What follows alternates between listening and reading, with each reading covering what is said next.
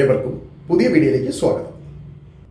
Saudi അറേബ്യയിലെ മക്കയും മദീനയുമൊക്കെ മുസ്ലിങ്ങളെ സംബന്ധിച്ച് അവരുടെ ആത്മീയതയുടെ ആത്മാംശങ്ങൾ അടങ്ങിയ ഒരു പ്രദേശമാണ്. ഈ മക്കയും മദീനയുമൊക്കെ ലോകത്തെ മുസ്ലിങ്ങൾക്ക് അവകാശപ്പെട്ടതാണെന്ന് അവർ വിശ്വസിക്കുന്നു. കാരണം മുസ്ലിങ്ങളെ സംബന്ധിച്ച് പ്രവാചകനും അനുയായികളും ജീവിച്ചതും പ്രവാചകന് പ്രബോധനമുണ്ടായതുമൊക്കെ ആയ ഒരു രാജ്യമാണ്. മക്കയും മദീനയൊക്കെ അവിടെ തന്നെയാണല്ലോ സ്ഥിതി ചെയ്യുന്നത്. അതുകൊണ്ട് തന്നെ മുസ്ലിങ്ങൾ അതിനെ ആ പ്രദേശത്തെ അല്ലെങ്കിൽ സൗദി അറേബ്യയെ, മക്കയെ, മദീനയെ വളരെയധികം പ്രാധാന്യത്തോടെ കാണുന്നു. എന്നാൽ സൗദി അറേബ്യയിൽ നിന്നുള്ള പുതിയ വാർത്ത ആ വിശ്വാസങ്ങളെല്ലാം മുറിപ്പെടുത്തുന്നതാണ്. അവിടുത്തെ ഭരണാധികാരിയായ മുഹമ്മദ് ബിൻ സൽമാൻ്റെ ആഗ്രഹപ്രകാരം സൗദി അറേബ്യ ഒരു ആധുനിക രാജ്യമാക്കുക എന്നുള്ളതാണ്. എന്നാൽ ആധുനിക വിപ്ലവം സൗദി അറേബ്യയിൽ കൊണ്ടുവരുമ്പോൾ അവിടെ തന്നെയാണ് ഈ ഹറമൈൻ ഷരീഫൈൻ ഉള്ളത് എന്നുള്ളതാണ് ഏറ്റവും വലിയ കുഴപ്പവും. എന്തായാലും പുതിയ വാർത്ത എന്താണെന്ന് വെച്ചാൽ നിങ്ങൾ അറിഞ്ഞിട്ടുണ്ടാവുക എന്നറിയില്ല. റിയാദ് സീസൺ 2024 ഫെസ്റ്റിവലിനോടനുബന്ധിച്ച് റിയാദിൻ്റെ തെക്കൻ മേഖലയിൽ ഈ മക്കയുടെ ഒരു രൂപം ഉണ്ടാക്കിക്കൊണ്ട്, അതായത് ഹറമൈൻ ഷരീഫിൻ്റെ ഒരു രൂപം ഉണ്ടാക്കിക്കൊണ്ട് അതിനു മുന്നിൽ ലോകപ്രശസ്ത പോപ്പ് ഗായികയായ അമേരിക്കൻ ഗായികയായ ജെന്നിഫർ ലോപ്പസും കുറേ സ്ത്രീകളും അല്പവസ്ത്രധാരികളായി ഡാൻസ് ചെയ്യുന്നു എന്നുള്ളൊരു കാഴ്ചയാണ് ഇന്ന് നമ്മൾ കാണുന്നത്. അത് ഗവൺമെൻറ്റിൻ്റെ അംഗീകാരത്തോടു കൂടി തന്നെയാണ് കേട്ടോ. അതിന് പിന്നിൽ പ്രവർത്തിക്കുന്നത് അമേരിക്കൻ ജൂതരുടെ ഒരു ലോബിയാണെന്ന് വരെ പറയപ്പെടുന്നുണ്ട്. എന്തായാലും ലോകത്തെ മുസ്ലിങ്ങളാകെ ഞെട്ടിയിരിക്കുകയാണ് സൗദി അറേബ്യയുടെ ഈ പുതിയ തീരുമാനം. ഈ സൗദി അറേബ്യയെ സംബന്ധിച്ച് വടക്കൻ റിയാദ് എന്ന് പറയുന്നത് ഒലയ്യ, ഈ അൽ നഖീൽ, അൽ മുറബ്ബ, ഖാലിദിയ, അൽ റാബി, അങ്ങനെ കുറച്ച് സ്ഥലങ്ങളാണ്. ഈ ഭാഗത്താണ് സൗദി അറേബ്യയുടെ നാഷണൽ മ്യൂസിയം ഒക്കെ ഉള്ളത്. സൗദി അറേബ്യയെ സംബന്ധിച്ച് അതൊരു വലിയൊരു ചരിത്ര നഗരമാണ്.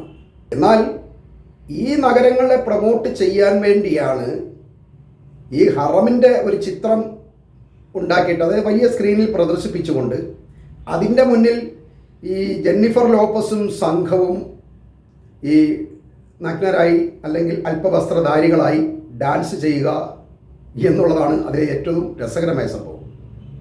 സൗദി അറേബ്യ ഒരിക്കലും ഇത് ചെയ്യും എന്ന് പ്രതീക്ഷിച്ചില്ല ആരും. അല്ലെ തന്നെ ഇപ്പോൾ സൗദി അറേബ്യയിൽ വളരെയധികം ആധുനിക വിപ്ലവം നടക്കുന്നുണ്ട്. അവർ സിനിമാ തിയേറ്ററും മറ്റു കാര്യങ്ങളൊക്കെ അവർ വളരെയധികം മുന്നോട്ട് പോയിക്കൊണ്ടിരിക്കുകയാണ്. കാരണം ലോകത്തിൻ്റെയും അല്ലെ അമേരിക്കയുടെയൊക്കെ വിമർശനങ്ങൾ സഹിക്കാൻ കഴിയുന്നില്ല. അതുകൊണ്ട് തന്നെ അവരിപ്പോൾ സൗദി അറേബ്യയെ വളരെയധികം ഞങ്ങളും വളരെ അഡ്വാൻസ്ഡ് എന്ന് കാണിക്കാൻ വേണ്ടി പല കാര്യങ്ങളും അവർ ആധുനികീകരിക്കുന്നുണ്ട്. ഇതിൽ മറ്റൊരു കാര്യം കൂടി എടുത്തു പറയേണ്ടതുണ്ട്.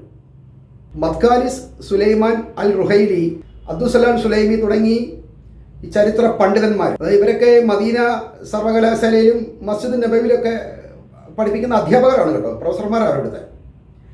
ഇവരാരും ഈ വിഷയത്തെ ഒന്ന് അപലപിക്കുകയോ ഒന്നും ചെയ്തിട്ടില്ല എന്നുള്ളതാണ് സംഭവം.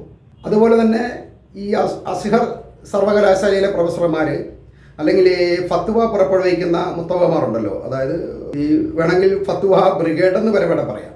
ഇവരൊക്കെ സ്ഥിരമായിട്ട് ഈ ഫത്വകളൊക്കെ പുറപ്പെടുവിക്കുന്ന ആൾക്കാരാണ്. ഇവരാരും ഈ വിഷയം കാണുന്നില്ല എന്നുള്ളതാണ് അതിൽ നമ്മളെ അത്ഭുതപ്പെടുത്തുന്നത്.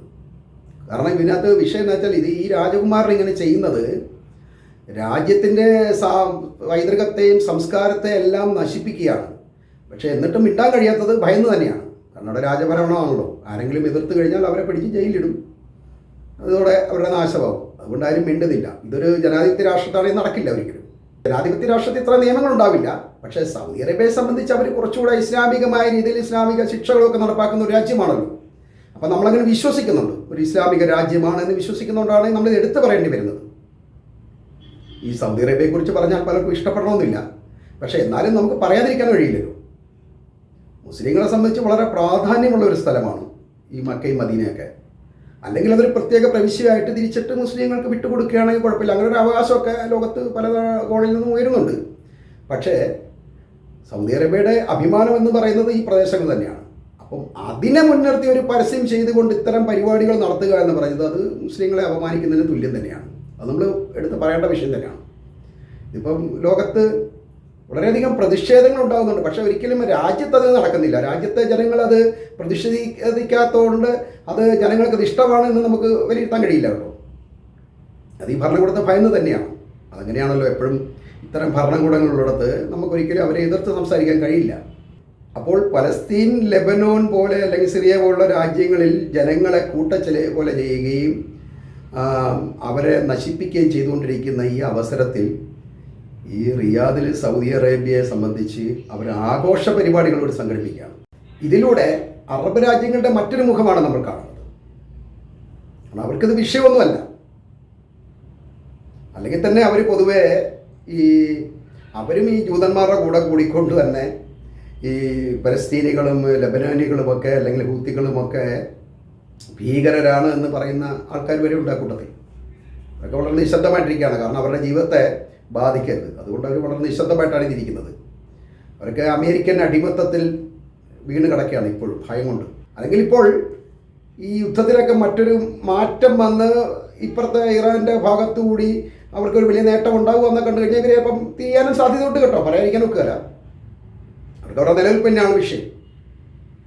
അതിനി എന്തും ആയിക്കോട്ടെ.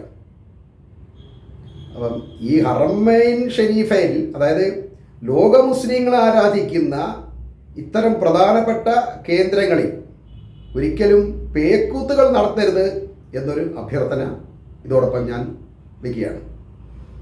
കാരണം അത് എല്ലാ മുസ്ലിങ്ങളെയും അപമാനിക്കുന്നതിന് തുല്യമാണ്. എന്നെ സംബന്ധിച്ച് ഞാനൊരു വിശ്വാസി എന്ന നിലയിൽ വളരെയധികം വേദന ഉണ്ടാക്കുന്നൊരു വിഷയമാണ്.